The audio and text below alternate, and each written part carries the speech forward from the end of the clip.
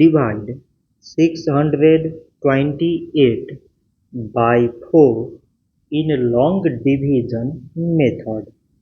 4 times 1 is 4.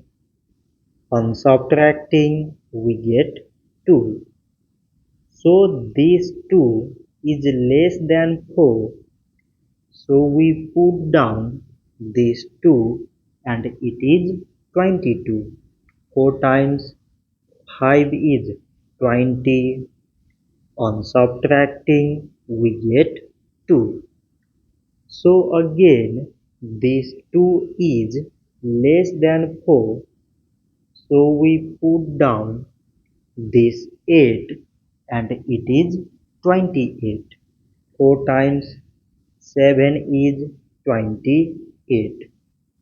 On subtracting we get 0. So 628 divided by 4 is 157.